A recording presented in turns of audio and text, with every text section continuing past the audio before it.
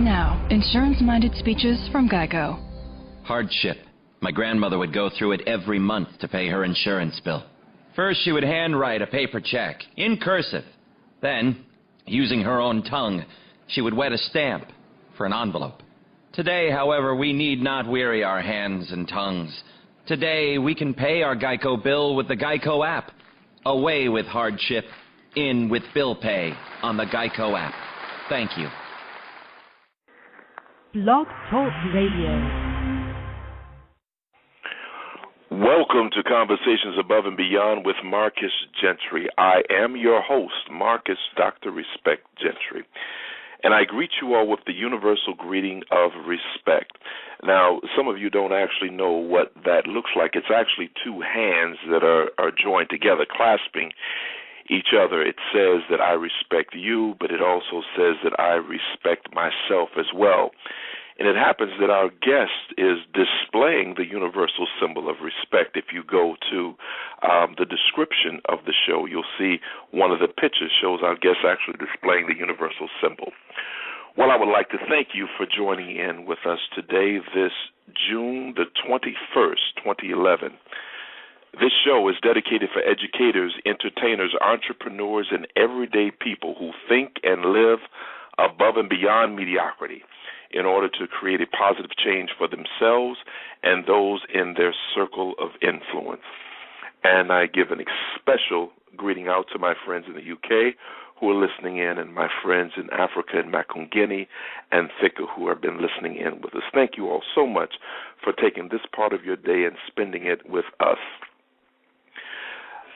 Dr. King made the statement that the measure of a man is not where he stands in moments of comfort and convenience, but where he stands during times of challenge and controversy. Our guest today is a man who's appeared on CNN, Fox News, Larry King Live, NPR, many other programs. He's the author of the book Gospel of Inclusion and the other book, God is Not a Christian, Muslim, or a Hindu. This is a man who stood in a place of comfort and convenience for many years and made a life-changing decision and created definitely challenge and controversy in his life during that time, at least for some, according to some's opinion. His name is Bishop Carlton Pearson. We welcome him to the show. Bishop Carlton Pearson, are you with us? I am here, sir. Oh, thank you so much for taking your time to join with us. We appreciate it very much. It is my delight, my privilege to hear you talk. Sounds like I could just sit here and take it in. It's wonderful. Excellent, excellent. Well, I know that there are many people who know you already and know of the experiences that you've had in your life, but would you be kind enough for those who may not be aware, share with us a little bit about where you were in terms of your doctrine and your beliefs, in terms of God and hell and heaven. What was your foundation? And then where did you change and go to, which brings you to the place you're at now? And possibly what was the catalyst that created that change? Well, thank you for asking. I am a fourth-generation classical Pentecostal preacher, fundamentalist, evangelical, holiness or hell, get them all saved or they're going to hell. If you don't get them saved, their blood will be required to your hands. So there was guilt and frustration, anguish, ambition, a lot of passion, a lot of repentance, a lot of confusion. And I wouldn't have described it that way then, but that's the way I was taught. That's the way my parents were taught, their parents were taught, their parents were taught. And so that hand-me-down fear-based theology for the first 50 years of my life dominated it. And I was successful in building a mega church and a mega ministry that covered the planet, at least the circle that I had influence in the world through Christian television and media and books. And I recorded albums and hosted a conference called Azusa that attracted some 30 to 50,000 people a week to Oklahoma at the Oral Roberts University. And I was on the board of regents, and I was with Billy Graham and Swaggart and TBN and CBN, Pat. All those are my running buddies. And I had an ongoing nudge in my like a little gnawing pain all my life about how unsuccessful I was at getting people out of hell And deeper than that was this whole concept of a customized torture chamber that God ordained and the devil superintended. And people were writhing there, and from my relatives to my enemies. And so I always had the mixed emotions about a God of love whose mercy endures forever, and this whole concept of this angry, visceral, ubiquitous, invisible entity that that was making a list, checking it twice, going to find out who's naughty or nice type thing. Santa Claus. Right. So Santa Claus, yes. Yeah, it was miserable, and yet I felt passion and zeal and ambition, and I was very sincere, and I cried and fasted for weeks at a time and believed God for deliverance of the planet, and but yet my soul was saying to me something different, and I ignored it. The whole time? The whole was it time. speaking to you the whole time? Okay, understood. The love part, this whole aspect of love is what was inconsistent with my theology. I couldn't reconcile mercy and love and charity that endured forever, and hatred, jealousy. This whole concept of hell was not only obscure, it was absurd, and it became obscene to me, and ultimately vulgar. And that was the part that I just could not wrestle with. I had uncles and aunts and my grandparents particularly, who were holiness preachers, and they backslid. And when they both died, she had a heart attack, and my dad was in the room. And when she died, and my grandfather preceded her just by a few years in death. And we were told that they were in hell forever. Oh, yes. So the grief went deeper. It's not one of these.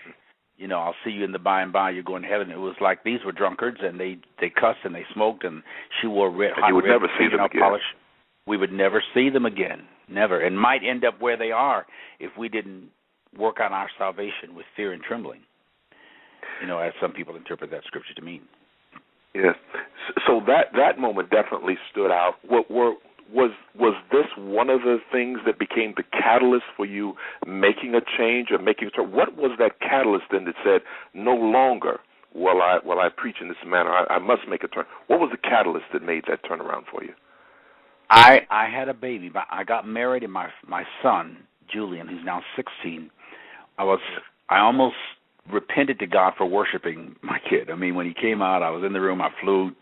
I had to actually charter a jet to get from San Jose out of the middle of a crusade to my wife's bedside when she had the baby. And it was a beautiful little boy. He was crawling around my feet one day in the house, and I was just literally so thankful and so adoring him. And I heard a voice say inside of me, what could that little boy do that would make you send him to any space or place to be tortured infinitely? What could he do? And literally, without hesitation, Doc, I just said nothing, absolutely nothing. And I heard that voice say, well, why are you telling people we do that? Are you more benevolent toward your children than we are toward ours? I never heard God refer to itself as we. But so I know those were authentic experiences. Why are you telling people? And I said, it's because it's in the Bible. The Bible said it. Yeah. I didn't say, no, I don't call that the Bible the inspired word of God. I call it the inspired word of man about God, and some of that now is expired. It's irrelevant. Some of the information in the Bible, you believe, is irrelevant now. Yeah, a lot of it. I think it's more important what Jesus said about God than what the church says even about Jesus. The Bible is a powerful book. I've studied it all my life. I majored in biblical literature, English Bible, theology, and historical studies in college. And I teach and preach from it all the time. It's a relevant book when it's interpreted metaphorically and metaphysically and spiritually. But if you take it literally, it says itself. The letter, which is where we get the English word literal, the literal killeth. Spirit gives life. You refer to namaste and to the Christ in me, or the God in me, the divinity in me beholds and respects and honors and acknowledges the divinity in you. I believe that is far transcendent than the religious dogmas and doctrines and even the disciplines that so many of us in these fear-based theologies embrace. And once your eyes became open in this sense after some of the experiences you had, you made a turnaround. That turnaround brought brought definitely challenge and controversy to you, and I'm sure you considered that ahead of time. But here's my question for you, Bishop Pearson, because I believe that we have some of our listeners out there today, right now, who have things in their heart that's driving them, pulling them to make a very significant change in their life. It may have to do with their religion, may have to do with relationships, it may have to do with the job, the geographical location that they live in, but they have not made those changes because of fear of what would happen once they did. I'm wondering, how did you factor in the impact that this would have, not on you, because as men we are prepared to take on certain things, but when you consider the impact that it would have on your wife, that it would have on your children, the way they would have to stand in your defense in your absence, how did you factor those things in making this change that would affect even your mother, your parents? How it would affect them? Oh, I've raised you this way all your life. How could you possibly do that? How did you continue to move forward and rise as you've done successfully with all of that? How did you weigh those things in? Well, as I made the slow turn, I did not really take into consideration or calculate, or as Jesus said, count up the cost. I probably wouldn't have done it the way I did it, or maybe not even when I did it, had I realized the negative impact it would have had on my life and ministry. But I had to watch it happening. I didn't get to factor it in. I had to face it while it was happening. And I had already opened up the box and kind of walked out of the asylum. And when I look back, people I love very dearly were still in there. Yes. And were not willing to come out. And I had family members leave me, and I have a nephew that I raised who's now in the ministry doing very well, but he doesn't speak to me. And I had, my mom and dad, I had to convince my dad first that his parents were not in hell. He was right at 80. And when I did that, and he cried after all these years, that his mama might not be in hell, except the time before she transitioned, when she thought she was going to hell and was trying to drink and numb her feelings, and she was miserable. They were all miserable. We were all miserable. But when my members started leaving, I mean, to this day, my credit's in the toilet, because my name was attached to everything I owned in the ministry, and because I had to sign it as the chief executive officer, the founder, the president of the corporation, chairman of the board. I was responsible for all that indirectly, and it never crossed my mind that I would ever leave it or lose it, ever.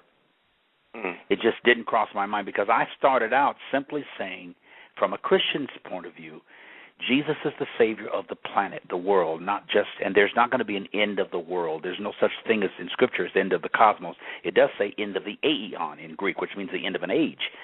So I had to first make the change.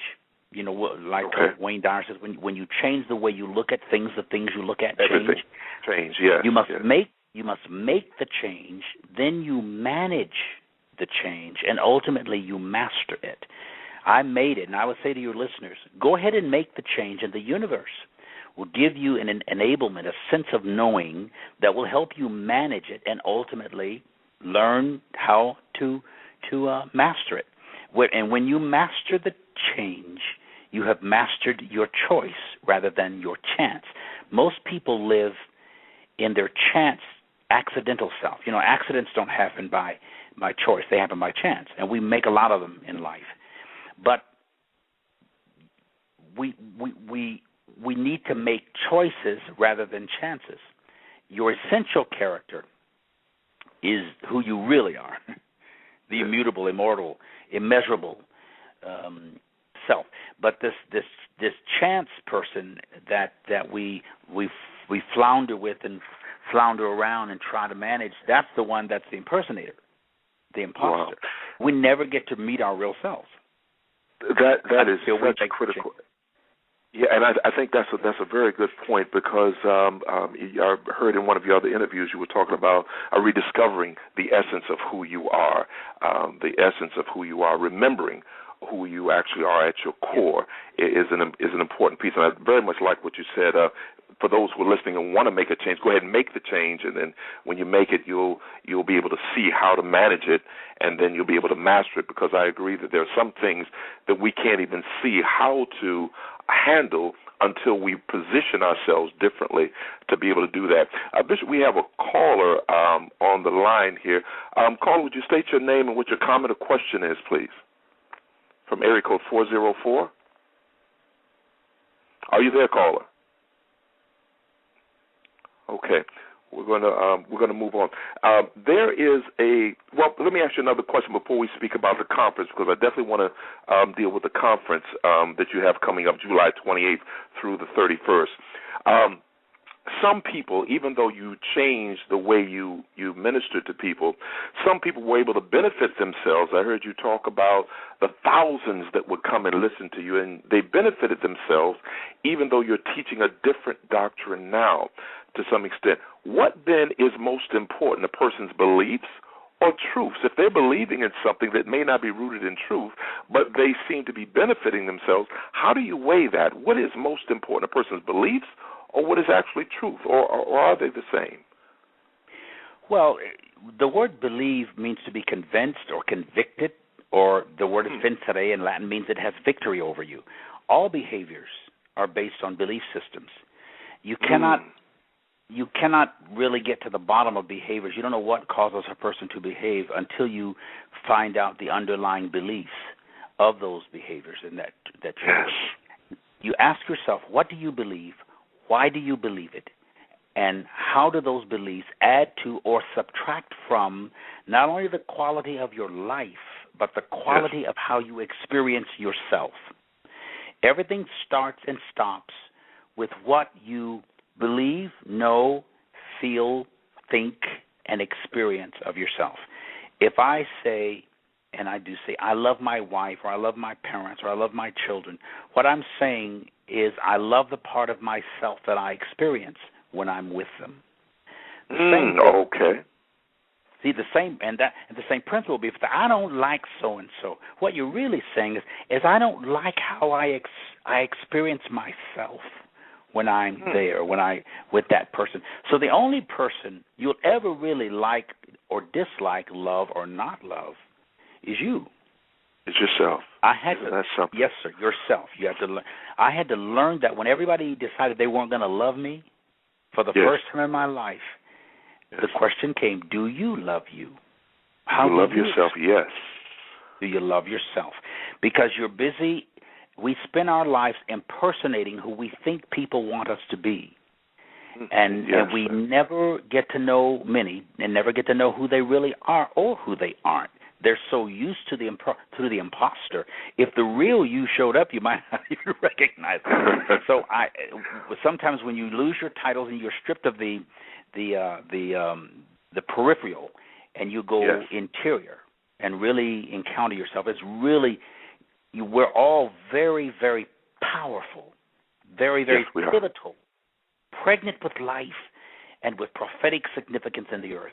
And until we stop performing for other people and really deal with the deepest recesses of our own selves and souls, we're not free. And freedom is not for cowards. No, it is not. That is such a good point. Let's move to this, because I don't want to miss this, because you're going to actually be at this conference, the conference Inclusion 2011. Would you tell us briefly about that? And I have one other significant question to ask you after that. Tell us a little bit about this conference that's coming up July 28th through July 31st at the Sheraton in Chicago. We just had 40 people call from St. Louis coming up to the conferences. People are flying in all the way from South Africa. This will be a life-changing, life-turning, life-touching, life-enchanting 3 days from July 28th to the 31st. Amazing people and speakers like Michael Beckwith, whom I've known. Stevie Wonder actually introduced me to Michael Beckwith. I had not heard of him. And Mark Victor Hansen, who wrote Chicken Soup of the Soul, both of them mentioned Michael Beckwith to me on the same day. And we've been running. He pastors the Agape Church and Spiritual Church in Los Angeles. He's a very different to Oprah Winfrey. Has been on her show a number of times. Larry King. Yes. He's quite the New Thought guru. but he's a dear, dear friend. A lot of the celebrities and high-profile people go to his church and go to him for counsel. He's sort of a mystic. And but we're very dear friends, and I love him dearly. Bishop John Shelby Spong, who wrote the book Why Christianity Must Change or Die, had it. When I first entered it, Expanded Consciousness, somehow I got a hold of that book. And I sought him out. He has endorsed both of my books. He packed our 2,200-seat auditorium in Tulsa, and we've been rap friends ever since. He's going to be speaking from that subject that morning. Randy Roberts Potts is the grandson of Oral Roberts. Oral Roberts was my mentor for 40 years. He just expired a year ago, December. Wow. He built the university, and I was on the Board of Regents for 15 years there and considered one of his sons. His oldest son was gay and committed suicide and shocked us all. He was a linguist, PhD, tremendous man, but we kept wondering why Oral would never hire him on our staff. Later we find out, I didn't know he was gay. We found out after his suicide, his nephew now, Randy, has been trying to find information as he goes through his own orientation, his own sexuality. And I've known these boys since they were in diapers. I knew their parents before they got married. And so he reached out to me with a book that he's writing. And I said, well, let me read it, son. Now, let me see what you're going to say. And he started embracing, honoring, and owning his truth. And I said, I want to talk about homosexuality and the church, homosexuality in the church, human sexuality. That's a very taboo subject for Christians and for church folk, from Muslims to Jews to Christians. I said, let's just have an open table. There will be a panel to discuss, and professors that we're going to discuss where he is and ask questions. And I said, be yourself. You have nothing to hide from me. He calls me uncle. His family has rejected him almost entirely. And I was speaking at a church in Oklahoma City. He walked up. I said, I want you to come to the conference. Let's open up this box and see what's in there and how people will respond. Because I get thousands of letters from gay children of preachers or preachers who are struggling with their sexuality, or whether it's even if it's heterosexual promiscuity. They're afraid, and they're afraid of who they are and who they aren't. So I said, let's open the floor in a safe forum and talk about it. So he's coming on that. You're going to have an open discussion about some of these topics at your conference? Yes, sir, absolutely. From where the Bible come from. Jesus Christ, or not Jesus, but Christ in every culture. Donnie Earl Park from Atlanta will talk about the Christ presence, which we refer to at the top of the show, the Christ presence and or principle, or spirituality in a Buddha.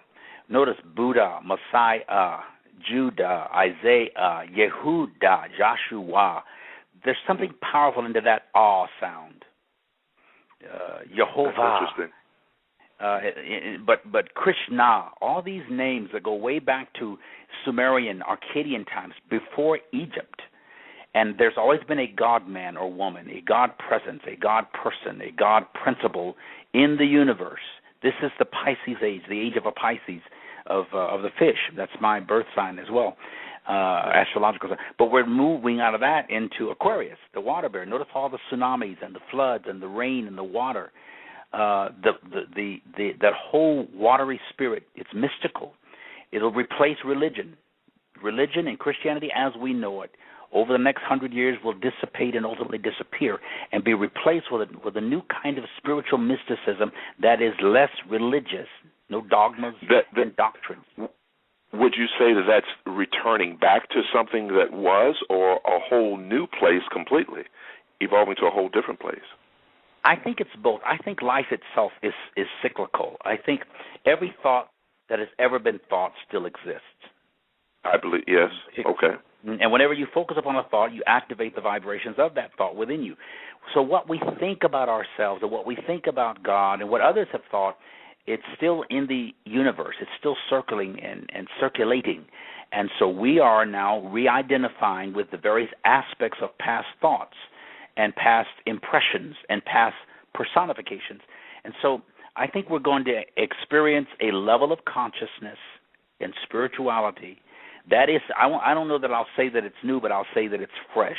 It's like a spiritual renaissance. It's like a major reformation. I almost feel like Martin Luther.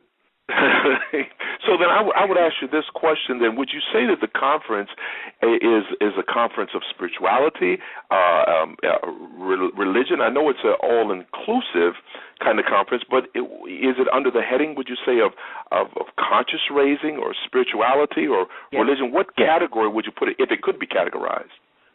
I call it self-actualization. The raising or the elevation. To be actually, factually, functionally, fully functionally, and punctually you, right on time, right on target, the exact precise recovery of who you are. Now, I believe, and I'll refer to this during the conference, that I believe in pre-incarnation, that before we were incarnated or incarcerated, some would say, in these human costumes, we existed. Before I formed you in the womb, a reference to the book of Jeremiah, I knew you. Who is the unformed you? You, okay. When you were skinless, sinless, and endless.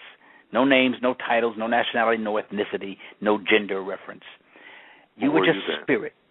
Yeah, who were you then, and how have you forgotten that? I think we all agreed to come to this plane of consciousness, but most of us forgot about that covenant we made with creation to come here, to experience our divinity and express it and expose it. So in the amnesia, in our spiritual amnesia, we panic because we feel like a victim of creation or of destiny, and we start resenting and resisting and contesting and protesting our very being. That's only because, and this hit me like a deja vu. It's like, wow, what if, I think, Chief, I feel like I agreed to this journey and forgot about it. I think I made a contract with my own soul. I made a covenant with divinity that I should come to this plane. I think I may have even chose my parents. Wow. Before I got That is definitely some powerful thoughts there, and I've heard some of that from some of the other teachers who teach the way of the Tao and such as that. But I want to ask you one last question, then give a final reminder about the conference so people can attend. Are you still evolving? Are you comfortable with the process? You've made one major life-changing decision years ago. Are you prepared to continue? Nothing stays the same, as we know. Are you prepared to continue changing and evolving with your own consciousness? Everything must change. yeah. Yes, sir. And I love the evolution. It's like I'm going to be 60 in 2 years. I mean, I just turned 58 in March. So it's like layers and layers and layers of accumulated mindsets are being removed from me. And I keep the old song we used to say, moving on up a little higher, every round a little higher. I keep discovering and recovering and reclaiming and reconnecting with aspects of myself that I'd never experienced before. So, yes, and this conference is about spiritual evolution. A lot of momentum will be in it. You'll feel yourself at a different level, and it will not have the bondage of religion. People will be free to express themselves. You'll meet people of like precious impressions or faith, as Scripture says, and there'll be Bible there. You know, we love the Scriptures. We'll discuss it and the Tao. DE is very very interested in teaching the Tao. David Alexander comes in from Portland, Oregon, a brilliant thinker who teaches, pastors a church from the Centers of Spiritual Living, and understands the new thought, the whole Pentecostal thing, our transcendent awareness. We'll have some very invigorating conversations around the tables because there's going to be interaction with every session, every plenary. There'll be a panel to discuss and ask questions to Bishop Spung and to Michael Beckwith. And there'll be round trips. There's a big cruise on that Saturday night. We're going out on Lake Michigan and watch the fireworks and dance and sing and eat and enjoy ourselves. And enjoy yourself, discovering yourself. That is outstanding. I want to thank you so much for taking the time. I want to remind our listeners that's July the 28th through July the 31st, the Sheraton Chicago. That's Inclusion 2011. You've been listening to Bishop Carlton Pearson discussing New Thought, reminding us that things are always evolving and we should regain an awareness of the essence of who we are. Bishop, thank you so much for taking your time with us. We appreciate it very much and look forward to seeing you at the conference. I can't wait to we'll tell the folks to go to bishoppearson.com. All the information. It's only $189 for the whole conference. You'll enjoy it thoroughly. And all the plenary sessions and continental breakfast and the dinner with Michael Beckwith on that. The cruise is separate, but on that night, that Friday night. And I hope you'll be there and you'll greet us all. And certainly I will. You can listen to your program. Excellent, excellent. Thank you so much. Thank you for joining us, and I look forward to seeing you at the conference. Absolutely, sir. God bless. Bye. Same to you. Thank you. Respect. You have been listening to the very powerful and articulate Bishop Carlton Pearson. That conference is July 28th through July the 31st. We hope that you were able to hear some things that maybe triggered some positive memories for you. For those of you who are trying to make a change in your life, we hope that you were able to get some pointers in helping you to do that, make those changes. And as he said, make the change, manage the change, and then master that same change. We thank you for being here with us. You've been listening to Conversations Above and Beyond with Marcus Gentry. I have been your host today, Marcus Dr. Respect Gentry, and we've been listening to Bishop Carlton Pearson. We will see you next Tuesday, 3 p.m. Central Standard Time, Conversations Above and Beyond. Thank you for listening. Respect. Once upon a time, there was a new crossover that refused to play by the rules. It flipped the script and made all the others look like fools. Featuring styling that's sexier by far and handled like a rock star. Introducing the first ever Toyota CHR. Enjoy agile handling in the body of a seductive crossover that comes with standard 18-inch alloy wheels. The first ever Toyota CHR. The perfect ride to spin your own tail. Toyota. Let's go places. Progressive presents Mindfulness with Flow. You are a mighty fortress of supreme knowledge. Progressive Direct has not only revealed their rates, but those of their competitors. If you were any more in the know, you would be drowning in, the know. Compare Progressive Direct rates with competitors' rates, because knowledge is power. Visit Progressive.com. Progressive Casualty Insurance Company and affiliates. Comparison rates not available in all states or situations. Prices vary based on how you buy.